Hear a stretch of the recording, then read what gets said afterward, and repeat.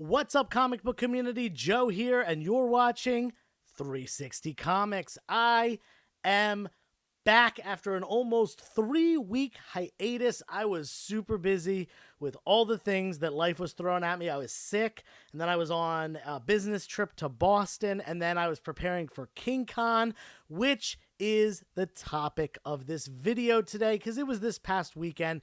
I set up there as a seller, sold a ton of books, but of course, I brought some back for myself as well, which I'm going to show you in this video. Stay tuned. Since I only put out a few videos in the month of March, I'm going to extend the giveaway for this book right here into April as well. But because I'm extending the time period, I'm adding some additional books. I haven't decided yet, but there will also be a second and third place prize for this giveaway. So if you want to enter, make sure you subscribe to the channel, give this video a thumbs up for a like, and leave a comment down below. And you can check out our other videos from the month of March and April, like them, and leave comments on them for additional entries. Also, make sure you go follow over on Instagram, because I'm giving away this book right here as part of the 9,000 follower giveaway on Instagram. Good luck. King Kon is truly one of those old school comic book shows that is for the community, by the community. It is such a fun event. There are many, many deals to be had, and this year they had over 600 people through the door. I wish I had taken more videos during the event, but I was so busy hanging out with friends, meeting new people, buying and selling comic books and all that, that I just totally forgot. Stay tuned at the end of the video, though. There is a little short comedy clip involving me and a special guest, so definitely hang around to the end for that. But before we get into this haul, I just want to say, I am not exaggerating when I say this show is hands down amazing. Big shout out to Mike and Greg, who put on a totally perfect comic book community event. This is the 4th time they've done so, the 2nd time that I've been able to set up as a seller, and I plan to do so for years to come. This was also the first year that they ever did a 2-day show rather than a 1-day event. I think it went pretty well. There were a decent amount of people there on Sunday, and whether they continue to do the 2-day event or go back to a 1-day event, I think it's going to be great either way. So make sure, if you're in driving distance of Islip, New Jersey, you come out to the next King Kon. Let's get into this haul right here. The first book, this was just such a pure stroke of luck. The run good was there. When you bought these shirts, these awesome King Kon shirts with Johnny Desjardins art, you actually got to pull a ticket out, and the tickets were all linked to a prize, a giveaway prize. And I went up, I bought one of these shirts. I got to support the show, and you know, I really like the design as well. And I pulled the ticket out, and this was the book that I won. For those of you who don't know, this is Something is Killing the Children #1. This is the Virgin J. Lee variant of Something is Killing the Children #1. And this isn't like a second printing or third printing variant. This is the first printing variant of Something is Killing the Children #1. I don't know what I'm going to do with this. I don't know if I'm going to keep it because I don't have a Something is Killing the Children 1, sell it because it's a pricey book, or grade it because it looks really sharp and maybe deserves to be encapsulated, and see if we can get that 9.8. Haven't decided yet. Definitely something I'm going to toy with, but you know, for being an absolutely free giveaway, well, cost basically the price of the shirt, but I was buying the shirt anyway. So yeah, really, really great little door prize there. Remember that for next year. King Kon gives away stuff with the shirts. Moving on, the next couple books, speaking of Johnny Desjardins, he was there as well at the show. I got this book signed by him. This is John Carter of Mars #1, Virgin variant. We got a Darkwing Duck #1, not Virgin variant, but the Johnny Desjardins variant. He did the cover art on all of these. Buffy the Last Vampire Slayer #1. And last but not least, probably my favorite cover out of all of these, Regarding the Matter of Oswald's Body #1. These were all part of the Comic Time 101 Mystery Mail Call, and they're just awesome Johnny Desjardins variant covers, and just really cool style he has with the paint. Really, really thick style. Looks awesome, textured and everything. But yeah, I was happy to get all of these signed by him. And great part, he doesn't charge for signings. I threw him a 5. You know, I threw him a little tip there. I recommend doing that if you're getting something signed and the person does not does not charge for it. Leave them a tip. It's the least you can do. They're doing something for the community, even if they're paid to be at the event, which they often are, and that's why they don't charge for signatures.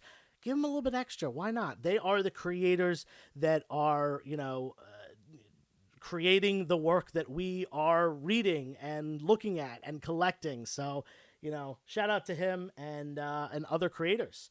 The next two books I bought from someone needed a little bit extra spending cash for the show. I offered him store credit, but he had something that he was looking up already as far as purchasing. He just needed a little bit extra cash. I spent $20 on these two books right here.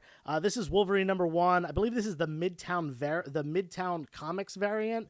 And this right here is Spider-Man #1. This is actually the first meeting of Miles Morales and Peter Parker. Cool little key there. And I feel like not a lot of people know about that. I've actually found that book like in dollar bins before at local comic shops. I guess it's a little bit more of an underground key, but I think that it's a pretty important meeting if, two Spider-Mans. So yeah, those I paid $20 and the guy got, a book that he wanted. I think he was shopping them around, so I think 20 was the most he was going to get for them. But yeah, those will be up for sale in my claim sale. This next bunch of books was from Badfish Comics. You've probably heard me mention that name. I buy fairly often from this guy. He's at a lot of the New Jersey and New York and even the Pennsylvania shows. I want to say he's from Long Island. But I'm not 100% about that. But he had his all his back issues were 50% off, or not all of them, but a bunch of them were. So I got this copy of The Invisibles #1, great Grant Morrison Vertigo run. We got Iron Man #126, first book of the not first book, but just one of the books in the Demon in a Bottle run. Definitely a classic Bob Layton cover. Then we've got Justice League Dark #1. Definitely some speculation going on with this team eventually possibly showing up. Speaking of that DC universe, we've got Legends #1. First Amanda Waller, which, she's going to be a big part going forward, as we've seen. Spider-Man #51. This is the first time that the name Ben Reilly is used for the clone of Peter Parker. Obviously this character is all the way from back in the 70s, and almost 20 years later, this character became more prominent, and they gave him, a little code name there, Ben Reilly, which, for those of you who don't know, comes from Uncle Ben, and Aunt May's maiden name was Riley. Then we got Avengers #232. This is the first time that Eros goes by the name Star Fox. A lot of people call this the first appearance of Star Fox. It's basically when he takes on that persona who, is kind of what he's known as for the remainder of, the story arcs within the Avengers and other teams and stuff like that, Guardians, cosmic stuff. Moving on to a couple more things that I got at the show. We're going to save that one for last. We're going to go over to what I got from Very Gary. You guys know him. He's got a phenomenal YouTube channel and also always has some really, really awesome books. His wall was crazy. I was eyeing a book the whole weekend, just wishing I had it. It was an 8.0 copy of House of Secrets '92. First appearance of Swamp Thing in an 8.0. Whew. Wish I could afford that right now. But anyway, this was a great pickup, in my opinion. This is Amazing Spider-Man 134. It's the first appearance of Tarantula. It's also the second little cameo appearance of Punisher. He's on one page. I think he's in a couple panels on that page, and I think he has speaking lines. So some people do call this the second appearance of Punisher. Whether you do or don't, he's in this book, and people pick it up for that reason, as well as being the first appearance of Tarantula. And this book right here, I bundled these two together. This is the first appearance of Manwolf. This is really low grade. Cover is detached. There are little pieces missing out of the cover as well. But I bundled those together and got them both for $50. Sure, basically got this book for free, in my opinion. I think the Tarantula book is worth more than $50 on its own, and I got this one as well, and you can't go wrong with Amazing Spider-Man keys. Next one, I got this from X-Illusionary. This is X-Men number 11, the Pressman variant with that silver background.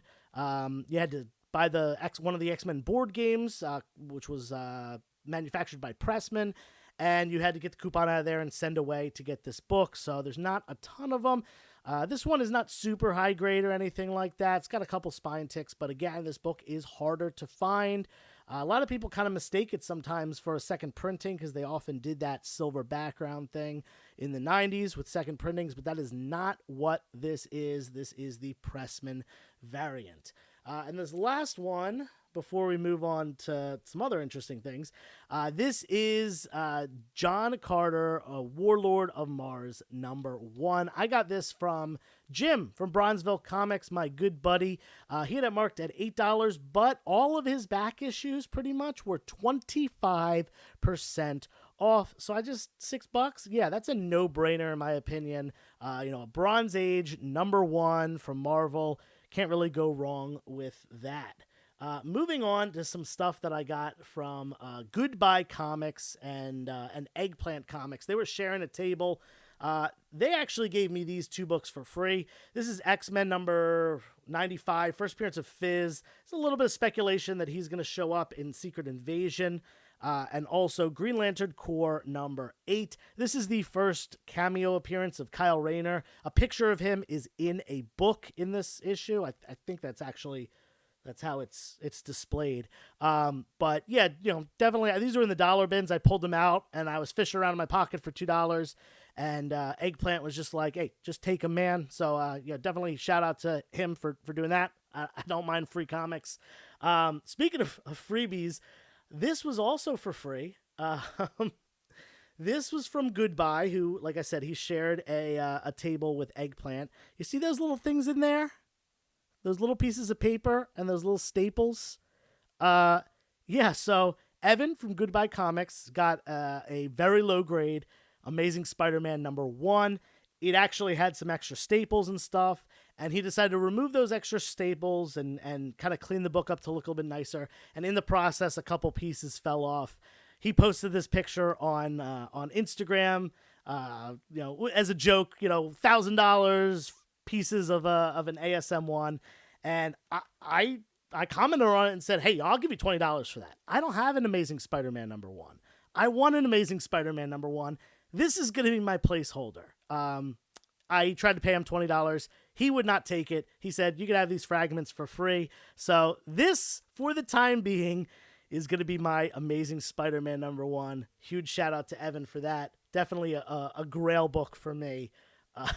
Obviously, it's not the book. There's not really any value to those little fragments, but I think it's a funny placeholder. All right, I had 2 more things that I did. One was a trade, and one was purchasing some slabs. So let's get into the trade first. This trade was with Evan Shim from Evan Shim Collectibles. You can follow him on Instagram. He came up to me and said, hey, man, I have some Golden Age books. I don't really do a lot with Golden Age books, not my repertoire, not the people that I'm selling to's, focus. I'd like to trade these for stuff that I think I can move a little bit quicker. Would you be willing to do a trade? And I said, yeah, let's do it. Let's get something done. And he showed me these 2 books. So first off, this is Superboy number 4. Yes, a single-digit Superboy book, 1949. You heard me correctly, 1949. This book is 74 years old this year. It speaks for itself. It's not a key other than being, a very, very early single-digit Superboy book. It doesn't have anything else about it, but, it's a DC book from the 40s. And yeah, it is what it is. I can't say much more about that. But this one, I'm even more excited about this because this book is even older and it's in nicer condition as well. This is World's Finest Comics number 20. You saw it in the very beginning of the video. 1945, and it's a square bound book, and I'm just going to show you the spine on this thing. Look at that. for a square-bound book that is, again, over 70 years old. Actually, this one's almost 80 years old, 78 years old. This book is in incredible condition. I was blown away when I saw it. It does have a little rip out of the cover right about there, but nonetheless, this is an amazing looking book. So between these two, he said, what can we do? I gave him a cash offer just in case he wanted to just sell them and be rid of them. He said, you know what? I'd rather get a little bit more value in trade because he did pay cash for these. So we ended up coming to an agreement. I had a Hulk 180 on the wall, a mid-grade Hulk 180, and I also had a Spider-Man #1 from 1990 in the poly bag, the silver edition in the poly bag, signed by Stan Lee on the poly bag.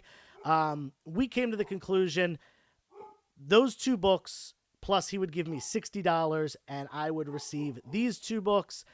I am very, very happy with that trade. I got 2 Golden Age books. I gave him something that he can get rid of a little bit easier, so he's happy with the trade too. And, that's what you got to do. If all parties are happy with the trade, great, awesome.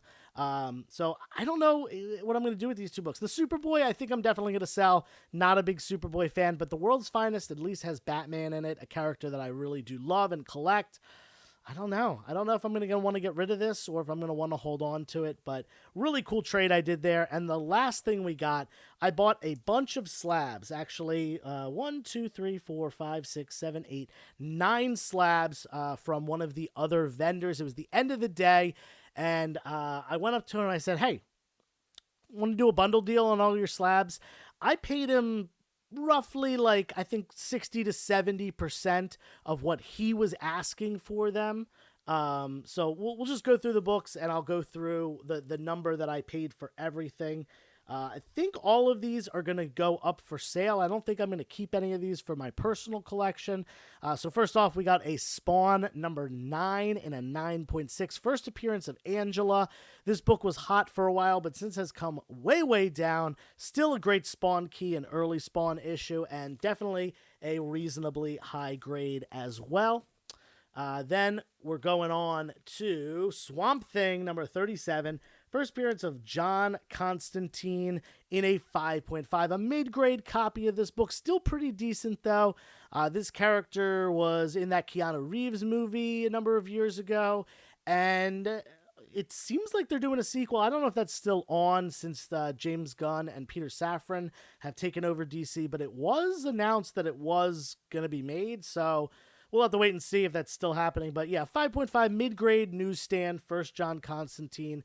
Not a bad book to have. And the last one before we get to the Spideys, because there were 6 Spider-Man books, which is really why I did this. But this is DC Comics Presents 26, the first appearance of the new Teen Titans. This is the first appearance of Raven, Cyborg, and Starfire. It's an 8.0 white pages. They were actually featured in a preview in this book. Really not sure why this preview is worth so much more than Teen Titans #1. Maybe because of scarcity. There's probably way more Teen Titans #1s than this, but this book is clearly the one that the market has decided to go for, even though it's a preview appearance. Nonetheless, I have never owned this book, which it kind of seems crazy that it's never been in a collection. I've never picked it up at a show or anything like that. But yeah, this is the first time I'm ever owning this book, which is weird because I really do like Teen Titans. And I have a full run of New Teen Titans Volume 1 and Volume 2, including all the Tales of the Teen Titans books. All right, into the Spidey stuff now. We got Amazing Spider-Man #298, the first Todd McFarlane on Amazing Spider-Man. Also, the first cameo appearance of Eddie Brock. This is what kicked off the legendary McFarlane run and really, helped put him on the map as far as his career. He is synonymous with Spider-Man and the creation of the Venom character. So this is a big one. It's only an 8.0, which, for a book from the late 80s, not a super high grade or anything like that, but a nice affordable copy for someone to get into. And of course, along with that, the very next issue, #299, this is the first full appearance of Eddie Brock and first cameo appearance of Venom. Some people call this the first full appearance of Venom, including Todd McFarlane himself. I say it's a cameo, but hey, that's just me. Again, not a super high grade, 8.5 white pages. Definitely a good entry level for this book. And that might be a hint of what is to come next, but we're going in price order. So we're going to skip all the way up to Amazing Spider-Man 361. First appearance of Carnage. You know this book. It was riding the high roller coaster during, the comic boom, as well as, waiting for that movie to come out. Well, as it turns out, the movie wasn't great. And the comic boom eventually leads to a comic bust. And that is what happened with this book. It is down significantly. I think 9.2s were selling for several $100s at one point. I have this priced at $125 for this 9.2. So you can see that book has come down a long way, but is still, it's still a chase book for sure. This next one might stay PC. I haven't decided yet.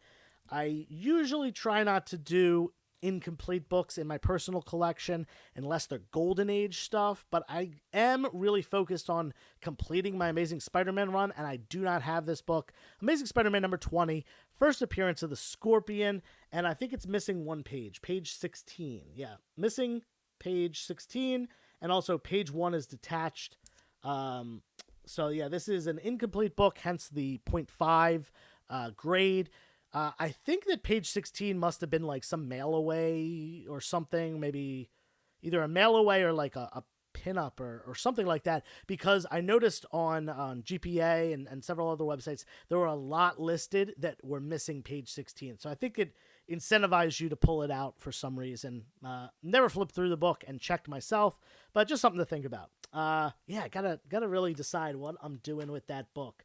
These last two are the biggest ones, of course. We've got Amazing Spider-Man 238, first appearance of Hobgoblin in an 8.0 white pages newsstand. And of course, this is complete with the tattoos. You gotta have that to get that blue label up there. Otherwise, it's going to be a 0.5, or it's going to have a green label for qualified, and note that the tattoos are missing. But this is a nice, reasonably sharp copy, 8.0 for an early 80s book. Not too bad. Love this book. Love this cover. I do have a higher grade one in my PC already, so this one is going to be up for grabs. And last but not least, the big one. You probably guessed it. Amazing Spider-Man 300. There was a $299. There was a $298. So, of course, there's got to be this book. And fortunately, this one is the highest grade of the bunch of those ASM books. A 9.2 white pages. Very solid grade on this with the black spine and everything. This is kind of a toughie to get a 9.8 or even a 9.6 on. So, I was happy to have this. This currently is the only graded copy I own, but I have 2 raw copies that I think are higher grade than this one. So this one will not be staying around with me. I will be selling this one, and I got to get my other 2 graded and see which one comes back the highest, because I'm going to keep whichever one that is and sell the other one. Either way, great book here at a 9.2. So for all those slabs, you saw 9 slabs, I paid $1,125 or $1,150 for, which I thought to be probably around 60-70% of fair market value, which is often what people are paying on decent slabs nowadays. Stuff that's going to move quickly, like Amazing Spider-Man. Just a little bit of information about that. Dealers do buy from each other very often. As you can see, I did a trade with one dealer who knew that I move more Golden Age than he does, and I'm more interested in that. And he thought he could move some Bronze Age book, or a Bronze Age and a signed book, a little bit easier. And I was happy to let the signed book go, because I don't sell a lot of signed books. If for some reason the people that buy from me aren't super into signed stuff. And then same with this situation, this vendor was having a hard time getting rid of these slabs, mostly, I guess, deals with raw books.